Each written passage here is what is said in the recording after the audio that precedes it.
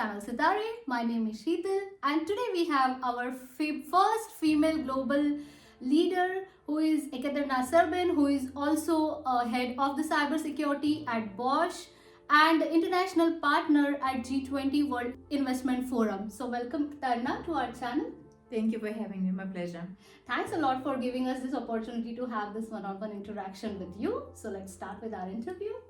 So we would like to know, Ekaterina, that you have started your career with the law studies and now you are leading the cybersecurity at Bosch along with the dual responsibility as an international partner in G20 World Investment Forum. And also while doing so, you have been navigating through different cultures and countries. So how was your journey so far? The journey was interesting because actually I originally come from Russia and Uzbekistan. And there in Russia, I started my journey with the Bosch group more than 16 years ago in the logistics area. It was supply chain there. And that was a time when I, was the first time start to get in touch with IT systems because I studied international law and international economics. And of course, the questions of IT were not really so much, in my radar. But back that time, one of my managers actually called me, asked if I would be interested in SAP implementation. And this was actually still the life credo. Why not? Yeah. Right? So you create opportunities, you don't wait them to come. And I said, okay, why not? I can learn this stuff. Yeah.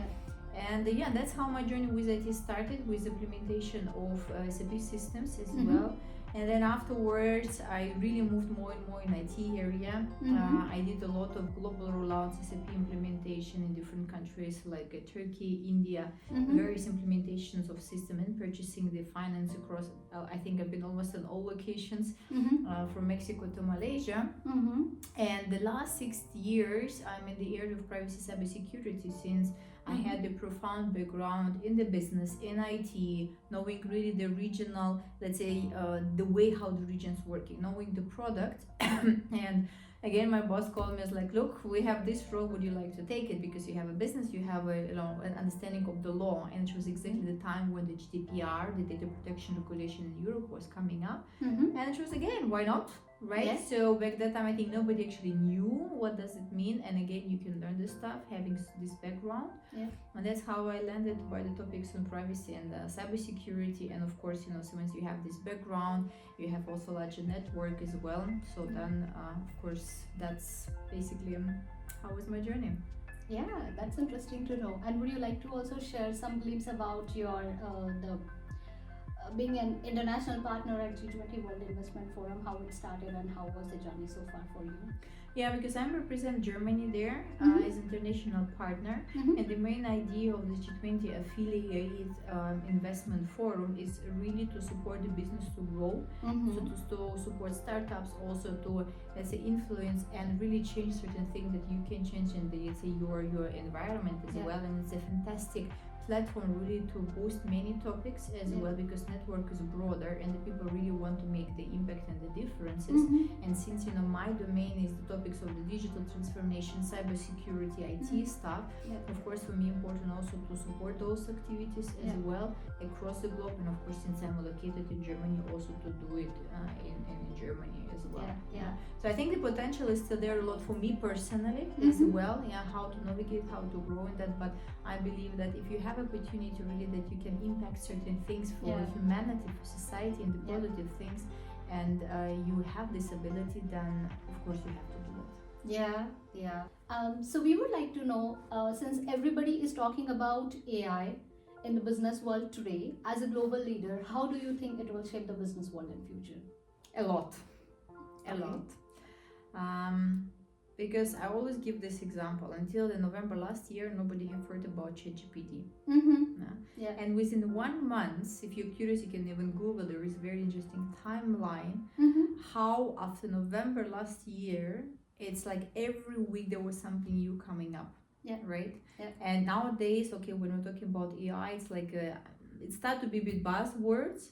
And of course, we should all understand that it's coming. It's not something that's somewhere in the air. It comes more and more in our lives, not only in business and very high technology developed companies. No, it's already in our life. But probably we are not, as a humans, we're not realizing, because if you work in the IT environment, of course, you probably have more knowledge. Yeah.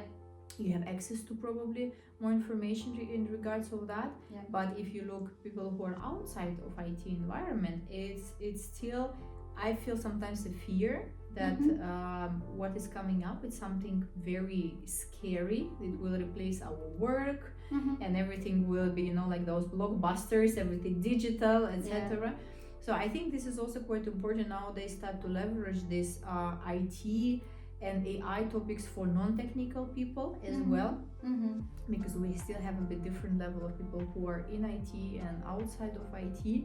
But my opinion that AI is coming more and more in our lives once again. So it's important also to start, what I always give the hint, regardless where you are, is learn about that, right? Actually learn what is AI. So there are different levels. There is a machine level, there is also the generative AI. Where is the difference about that? And this is simple, that simple terms it is that you can understand. And I see it more positive. I see it as a positive because I think with using the AI technologies, we can really make certain activities, certain jobs more efficient, and by that people can focus on more developing themselves, developing new concepts, developing the business, because AI will never replace the human. This is many people are afraid of that, but it will not replace, because this analytical thinking, this emotional intelligence, okay, maybe in 100 years it will be like this, who knows. But I think should be in the future very ideal collaboration between AI and as well as the humans. So it should be complementary. And we as the humans, we need now to learn how to navigate and how to use it for good. Because this is a downside if I swap it a bit to the cybersecurity, there is always the downside of that new technologies. With every advanced technologies, the hackers and the risk, they are also getting advanced.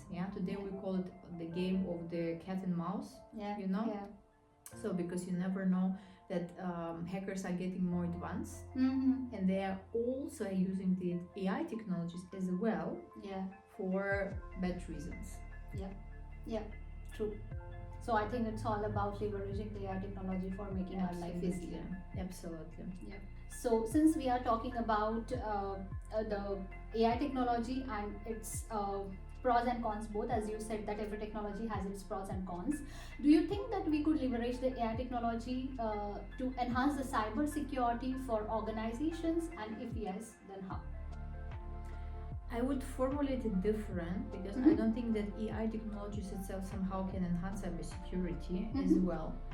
But I think it can help really to support to operate with certain topics in terms of exactly reducing maybe complexity of certain analytical activities that we have. Maybe certain monitorings, maybe to have more predictive behavior, right, in certain things as well, which usually we use in terms of the risk prevention methods, for example, and the vulnerabilities and stuff, because this is what we also actually trying also to look at the Bosch to see how these technologies can support us actually to operate in our area of responsibilities, and also exactly by using these technologies that we can have more time on focusing how can we get better. That also of course have more time for awareness in our area, because still we feel that nowadays when we're talking about cybersecurity, people usually like, ooh, this is something, this from the hackers and somebody sitting in the dark corner and doing something in the computer. And of course when they see our team, they see we're normal people, we're not those kind of people sitting somewhere in the basement. And of course it's important also to work on this culture of the cybersecurity, explaining it. And if we have the technologies that can help us to exactly what I was saying previously, this human and the IT interaction, technology interaction to optimize our work, then of course it will help us a lot to drive the topics on the next level. On the other hand side, as already also previously stated, there is a risks, right? Of course as well, because every AI technology, you're using more or less the same algorithm, right? So first you need to give the data, you need machine to learn it, and then of course it comes next step of the generative AI as well.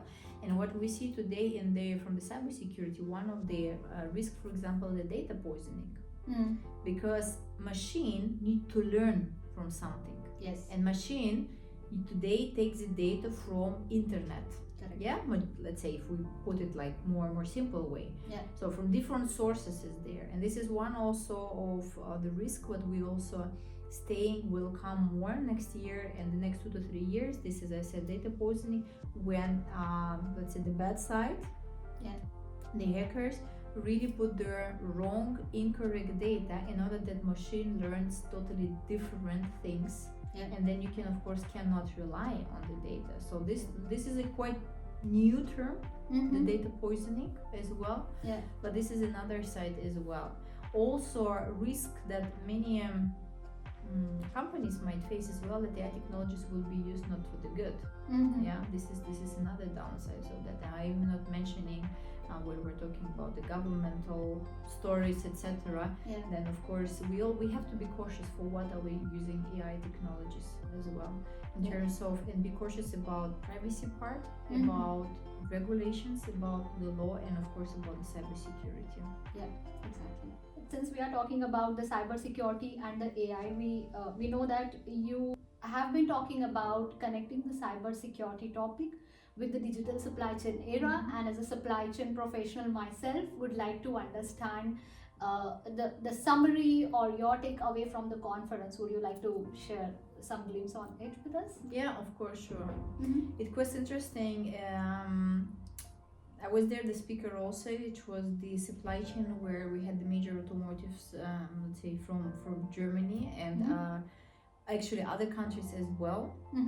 And there, what was very interesting for me when it was my keynote part, the first question that I raised in the audience was, I asked the audience, can you please raise the hand if you know who is handling the privacy and cybersecurity topics in your organization?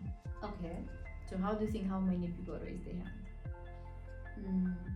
Probably almost 9 out of 10. 9 out of 10. It was only 20% maximum of the whole audience. Oh, that's really surprising. That's surprising. In general, but actually I was not surprised. Because and that was interesting because many people afterwards they came to me, and I received also on LinkedIn a lot of comments like, oh, it was like a wake-up call for us because they realized, and then it was very interesting comments, and afterwards, Ekaterina, thank you very much, because now we really know who's doing privacy. We really went and searched in our organization, and that's this wake-up call, because people think that it's really far away, no matter where you work in which industry, that cyber topics, it's not for us, it's not impacting me. I never was hacked, right? And then when people realize that if we return to the conference about supply chain, nowadays this is also one of the most crucial area also, especially when we're talking about automotive sector, because today the whole, let's say, cars are getting connected. You go to the car, you see the car is fully connected. Right? In the end of the day.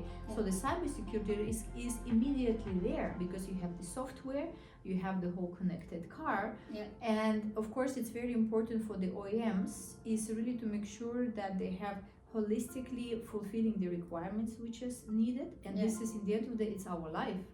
It's our life, because if something happened with the car, it's the life of the person in the end of the day. Thanks God, we didn't have any bad cases. Another challenge what we have today in the supply chain and the whole also OEM market is the legacy systems. Because new technologies are coming, and of course with every new generation of the products you implement new technologies, ideally. But what happened with the past, you still have certain legacy systems that you have to patch. And this is a big challenge from the cybersecurity perspective, because these old technologies, they're not fitting to standards today, and how to patch that, and how to make sure that still probably there is a certain life cycle of that product. You can't take them out of the market like a car. And what to do with this. So this is another thing. Another risk also what I was talking about is the tier suppliers, tier N suppliers. So tier 1, tier 2, tier N. Because usually as OEM, you have many suppliers across your supply chain, right? And you have really to trust the suppliers on delivering the parts of the car, right? It can be the hardware, it can be the software, etc.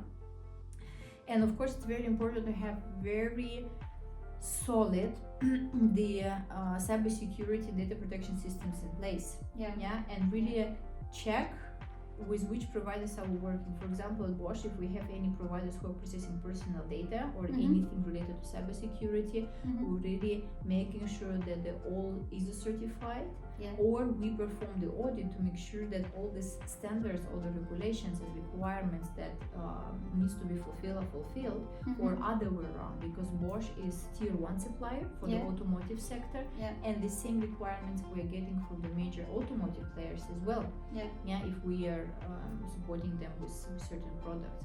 So that's why this is also another challenge, is really how to make sure that your tier 1 to especially end suppliers are really compliant. Because companies like Bosch, we have very good systems in place. We have really good people supporting with cybersecurity, but not every company can afford that. And this is the, let's say, the one of the final points that I was talking. No matter which organization you are, and this is referred to this question that I was asking in the beginning, you really need to make sure that you have somebody in your organization who is taking care of topics of the cybersecurity.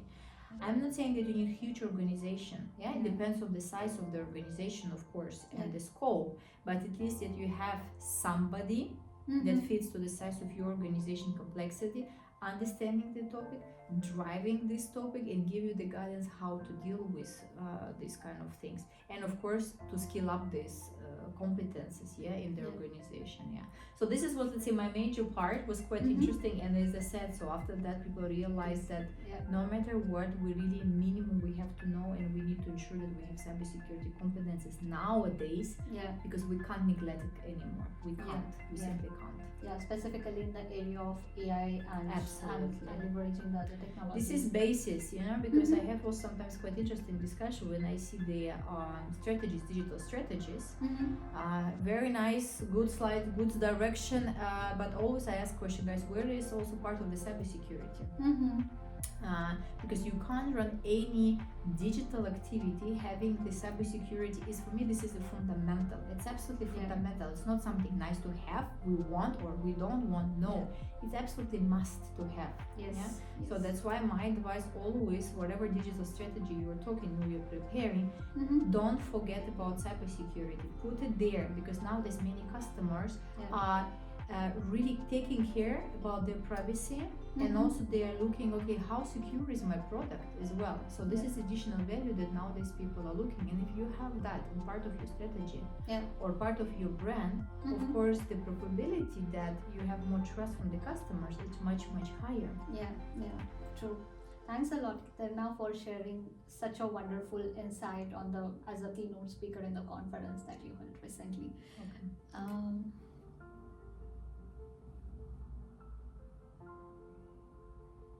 Okay, as a mom of 2 daughters and global leader in the cybersecurity field, what is your concern at the moment when you read articles about AI and Gen Z generation? I know this is something very personal to you.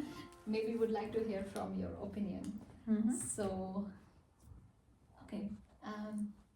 So, as a mom of 2 daughters, and like you said, the concerns that we are discussing about the cybersecurity, the head, and you are currently now the head of the cybersecurity. When you read about a lot of articles about the AI and Gen Z generation, what concerns do you have, or you get, I would say, at the top of your mind? I think I can't speak hours about these topics because it goes directly to my heart.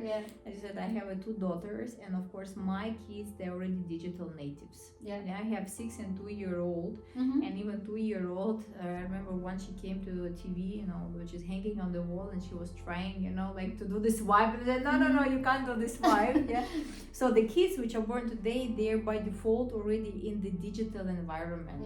So this is a very, very important factor that we have to consider. The kids who are now, I mostly will refer to Generation Z, or called Generation Z sometimes, that they don't know other world. So when I was born, there was no internet, right?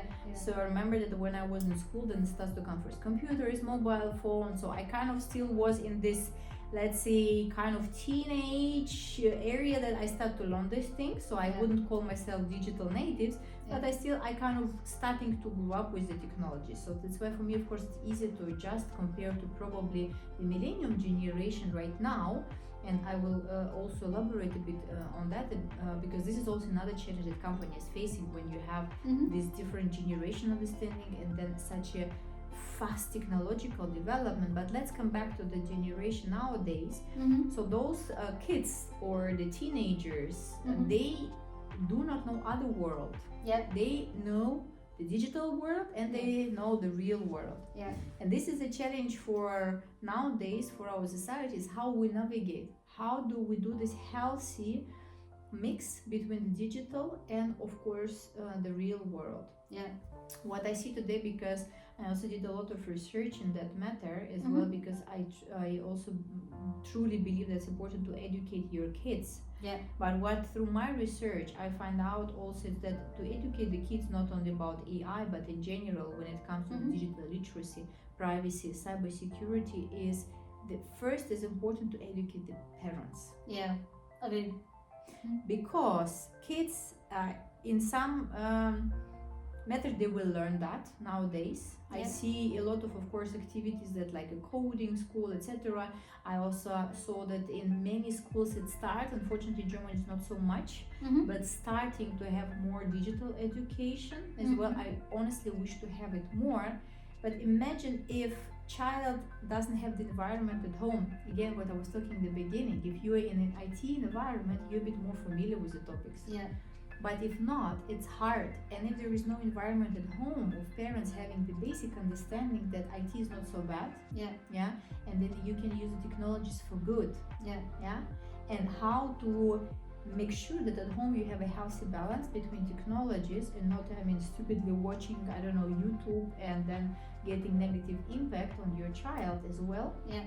And that's where we have to start to educate the parents, to educate the kids, and then also to educate them not only at home but also through entire educational system as well, because today we don't have this as a subject. We don't have it as a matter in most of the countries to put it as the subject to educate. What I was happy to see, I think it was this year, beginning of this year, there was, for example, in US, release order from the Biden administration to have the program for the cybersecurity in all schools as a national priority. That is really top-down approach. But still in Europe, we don't have that part. And also, we shouldn't forget that this generation, which is growing right now, it's our future employees.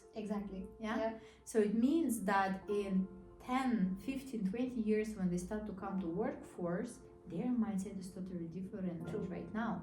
And we need to start to prepare our companies for this future generation, which is now growing, in the end of the day.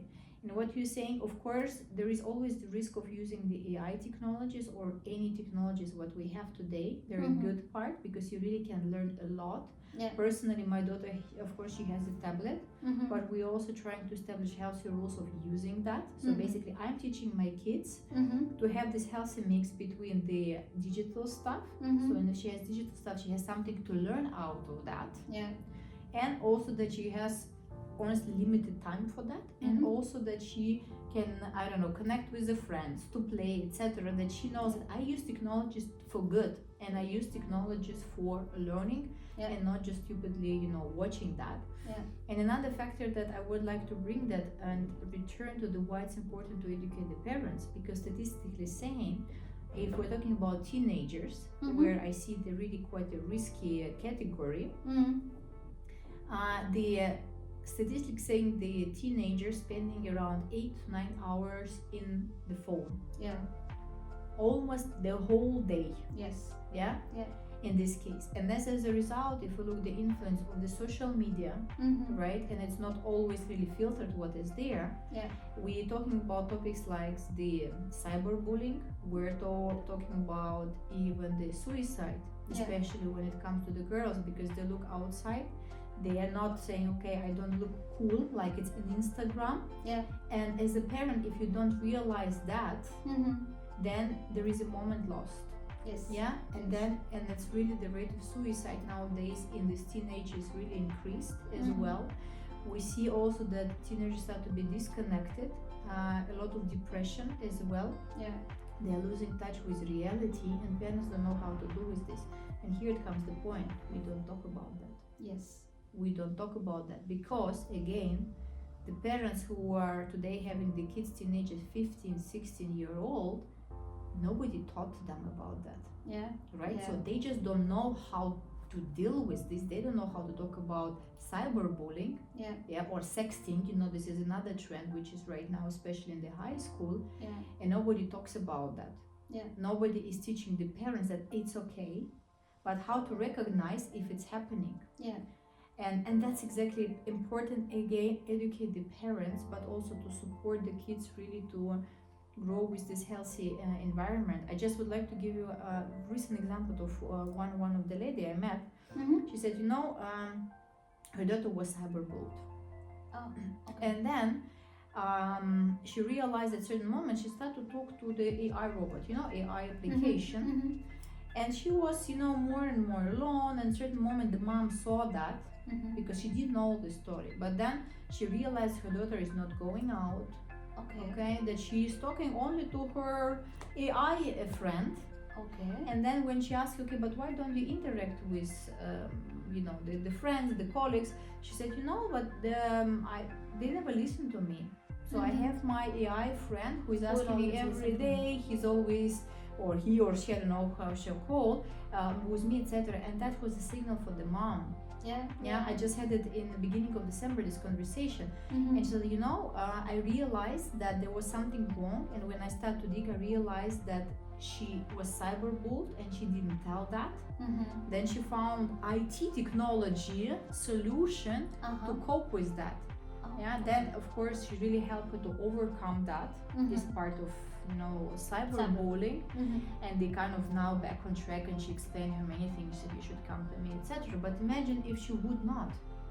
It will grow and grow and grow, and the girl was, I guess, 12-year-old, so it will come more and more, and one day the worst result could have been suicide, or she would be just disconnected. And then we're talking about, okay, why can't we have so many families? Because we simply don't know how to build relationship, etc.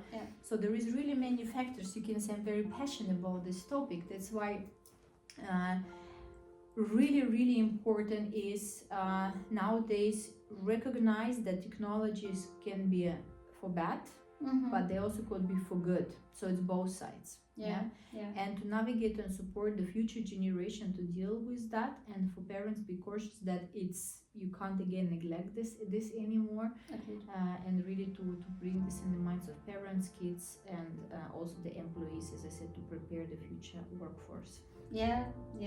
Thanks a lot, Ekaterina, for sharing your personal experience. And I think it's really important to leverage the technology for making our lives easier. At the same time, we should also keep the consequences of the technology that it brings in our day-to-day life. Absolutely. So, thanks for sharing. Okay, so we have been talking a lot about the cybersecurity, the digital supply chain era, the AI technology, the Gen Z generation. So we would like to ask you some a different question that we had in our mind, just to take your opinion as a global leader. How do you think that recent political tensions along with the economic situations will shape the business world in future? Well, that's a challenging question. That's a challenging question because nowadays technologies are very, very powerful tool in this political and economical game. And we've been talking previously about AI. And one of the quite well-known already meantime, the let's say the trend, if I can call it, like deep fakes, right? Because using the AI technologies, you can really create certain things that it's sometimes very hard to realize if it's true or not. And of course, by having those deep fakes in the political or economical environment, you can really manipulate by the minds of people, by the opinions of people. And we have seen it across many countries, this kind of stuff.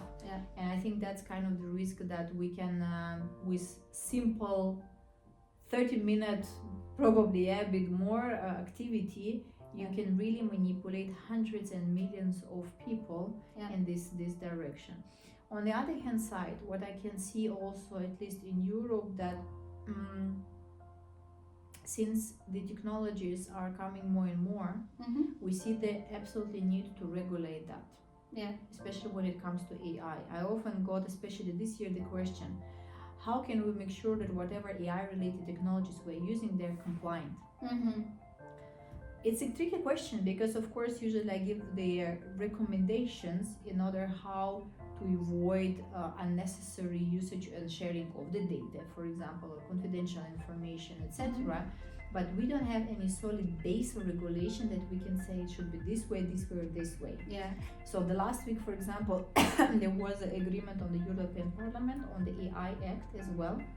So we expect more and more regulations in the European Union covering cybersecurity, for example, cybersecurity resilience act, data act, as I mentioned, AI, etc. So this is so-called the European digital strategy, and the next 2 to 3 years will massively come in Europe, covering holistically topic of data, digital, AI, and cyber to regulate these things.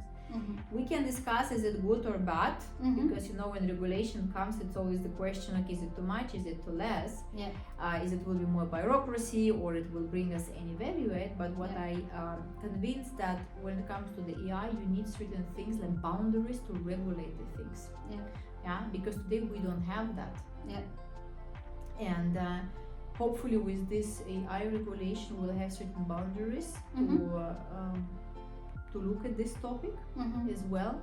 And this is also might help us probably to prevent certain things, exactly as we discussed from the economical or even political point of view, how we drive. But what I also noticed that recently also many countries have a bit kind of kind of the competition who's more advanced with AI technologies. Of course. I just today saw on LinkedIn very interesting map which countries are more advanced with the AI technologies, and surprisingly for me it was to see the Australia, New Zealand, Nordic countries in this list, and actually the first one was the Philippines and the second was the Singapore. This is a top country with who are mostly looking into the AI technologies. It was quite interesting to see that. Yeah, it is. So then the question, with all this development, who will be the leader? Who will be the technological leader in the future? I then think this person, or let's say the persons or the country will have then economical or also political power in the future. Because data is the power. And I think it's interesting to see who is going to win the race with respect to the AI technology. I think it depends on many situations, looking at the current ongoing political tensions that other countries are having at the moment. And I think the most important again is topics to whatever we do, always to respect the ethic. That's cyber and the necessary. privacy. I guess that's something that we the base. have the base. Yes. It's a technology. Okay, so we know in the conversation that you have been wearing multiple hats throughout the day, we would say, being a head at the Bosch for the cyber security, driving the conferences as a keynote speaker, leading Germany as a country as an international partner in the G20 World Investment Forum. So I'm sure that you have been facing multiple challenges throughout your day while managing efficiently your day-to-day responsibilities, and of course the tasks that you have to delegate towards the end of the day. So how do you manage it efficiently as a woman in tech? I think I've been asked this question hundreds times already. Okay. And I think it would be not true just to say that there is no challenge. Of course there is a challenge.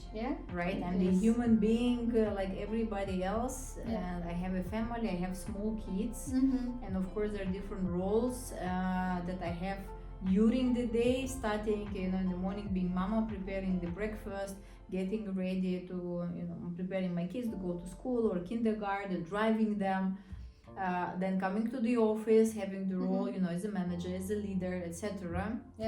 And then probably I've been flying somewhere to the conference or to flying to some events or some meetings. And in the evening again you have to come back, pick up the kids, be mama again, prepare the dinner, take a shower, read a book, cuddle, and so it's a different role. It is challenging. What I learned how to navigate, and I would say how to bring these things in balance, because you have to learn that, right? Sometimes of course there are challenging days, but important is really time management. For me this is the key. because of course everything should be planned, so I try to plan as much as I can. Of course there are certain things that you can't, but I try to be very efficient with the time. B, to be very disciplined, because you have to be disciplined. And also the third point, be efficient in terms of the conversation, because if I know that I have time, let's say from 8 to 5:30 before I pick up my kids, then of course in every meeting that I go, I really try to take maximum out of that and to come to a certain conclusion or agreement, and do not have 300 discussions, and because I simply don't have time to do this kind of stuff. And also important factor is also to have time for the networking. To expand your network, to connect with the people as well. So you also need to kind of include in your day-to-day business besides the operation. And that's the part what I have learned through my career. It's time management, it's discipline, and it's also to be efficient in the topics area that you're going in order to achieve the target that you want by the end of the day.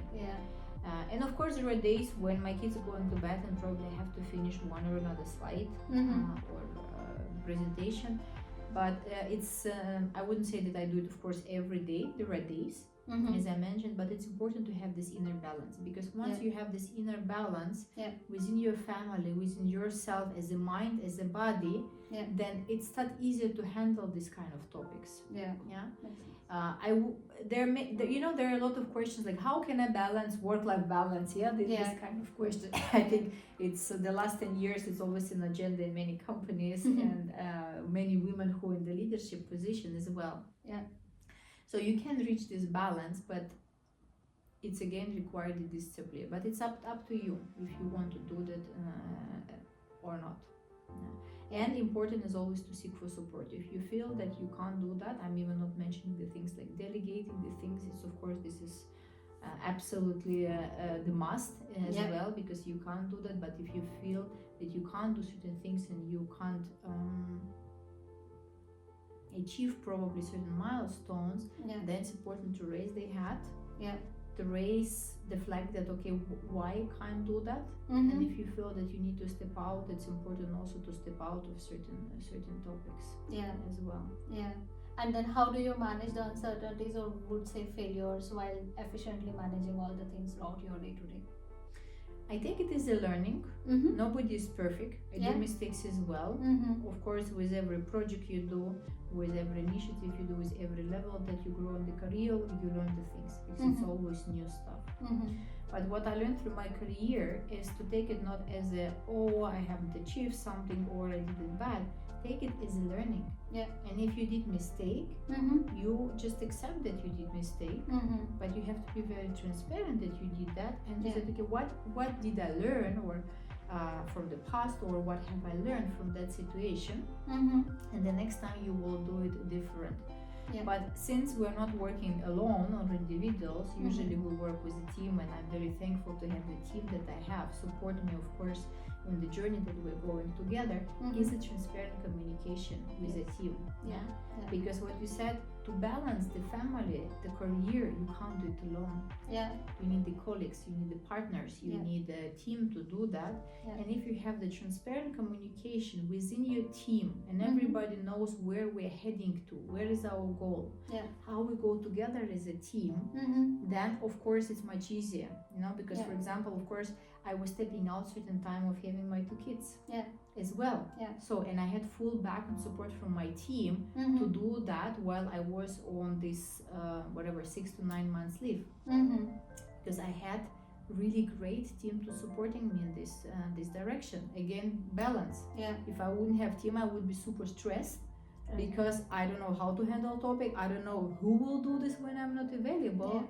But since I had the team, I had this inner peace, and I could fully focus on my baby, being mama all the time, and then normally returning to work and again, continuing the thing. So that's why it's not only you as individual achieving this work-life balance, it's a system around you.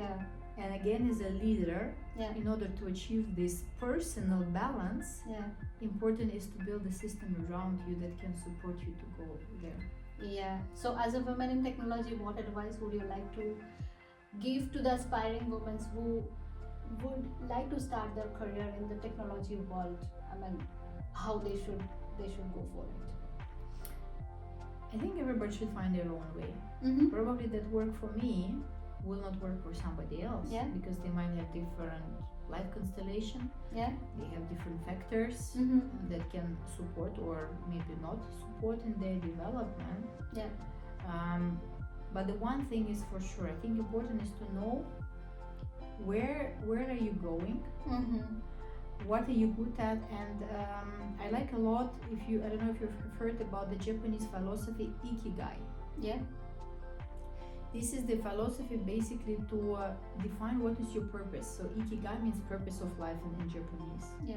And there are 4 factors which is important, and I really love them. Mm-hmm. And as advice, I can always say, okay, number 1 is to define what are you good at. Mm. Yeah. So Yeah. to define what is really you good at. The number 2 is what are you paid? Why the company or where are you working pay you? For what are they paying you? Mm-hmm. Right? Yeah. And then the number 3 is why actually society, why the world needs you. Mm. So there's certain reason why you came to this world. So Exactly. for what? Yeah. To sit in the office, do Excel? I don't think so.